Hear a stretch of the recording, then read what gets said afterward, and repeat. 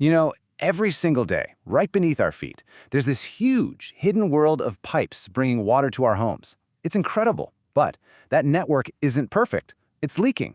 So today, we're going to go undercover and join the detectives on the hunt for all that lost water. And a scale of this problem? It is absolutely staggering. Get this. More than 32 billion cubic meters of treated water is lost every single year around the world.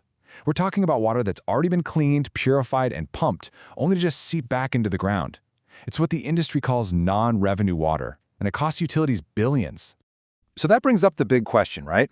How in the world do you find one tiny leak somewhere in a citywide maze of thousands of kilometers of pipe, all buried under a bustling city? I mean, you can't just start digging randomly. It takes strategy, precision, and honestly, some really clever tech.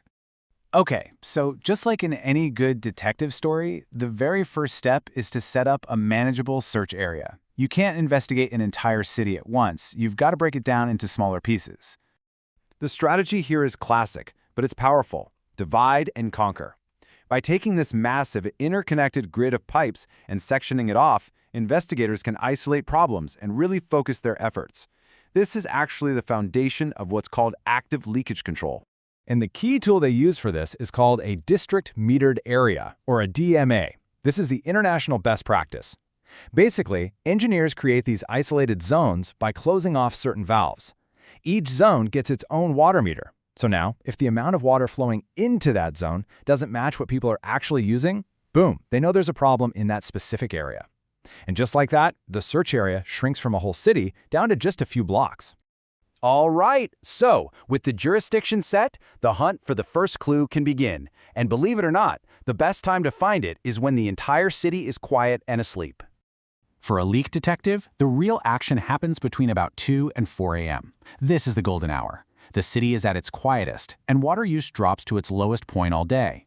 They call this the minimum night flow. And during this time, pretty much any continuous flow of water that can't be accounted for is, you guessed it, almost certainly a leak. So here's how it works. The utility figures out the normal minimum night flow for each DMA, and then sets what they call an intervention limit just above that. The second their monitoring shows the flow rate creeping past that limit, a digital alarm goes off. It is the clearest signal you can get that a new leak has just sprung somewhere in that zone. And now, the game is afoot. Once that alarm sounds, the field investigation kicks off. And this is where the detectives swap their data charts for some seriously high-tech listening gear. It's time for some acoustic detective work. But first things first, they have to secure the scene. They do this with something called a pressure zero test, or PZT. The field team goes out and closes every single inlet to that DMA. Now, if the zone is truly sealed off, the water pressure inside should drop all the way to 0. If it doesn't, well, that means there's a hidden connection feeding water in from somewhere else. You absolutely have to validate your DMA before you can trust any of your clues. Okay, with the DMA confirmed to be totally sealed, it's time to bring out the specialized tools. The main weapon in a leak detective's arsenal isn't a magnifying glass, it's a microphone.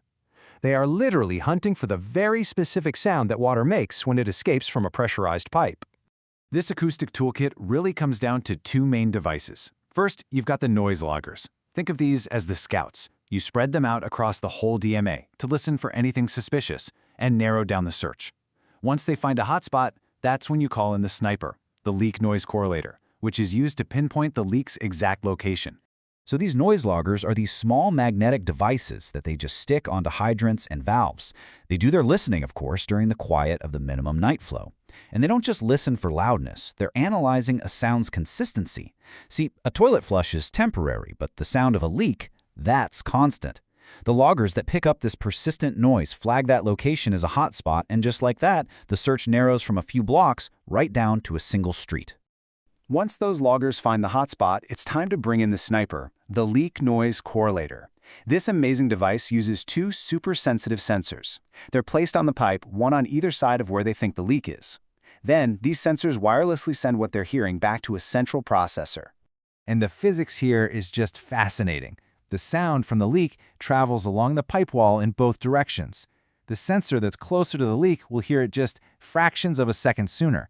The correlator measures this tiny time delay. Then, as long as you know the pipe material, because sound travels at different speeds through plastic versus iron, and the distance between the sensors, the processor can triangulate the exact source of the noise. It tells the repair crews precisely where to dig, often to within half a meter. Incredible! So finding and fixing that leak closes the case for our detectives. But for the water utility and the entire community, it's actually the start of something much, much bigger. You see, when you have high levels of non-revenue water, it creates this vicious circle. Lost water means lost revenue. Lower revenue means they have to cut the maintenance budget, which of course leads to even more leaks. It's a real downward spiral. But active leak detection flips this whole thing on its head. It creates a virtuous circle. Fixing leaks reduces that lost water, which increases revenue. And that extra money, it gets reinvested into more proactive maintenance and even better technology, which helps find even more leaks. So in the end, hunting for leaks isn't just about saving a precious resource. It's actually a powerful financial strategy. It turns a huge liability into an asset, generating the very funds needed to build a more resilient and reliable water system for all of us. All of this complex dance of pressure zones, acoustic signals, and dedicated crews, it's all completely invisible to us when we just turn on the tap. Kind of makes you wonder, doesn't it? What other intricate, invisible systems are silently working all around us every single day to make our modern lives possible?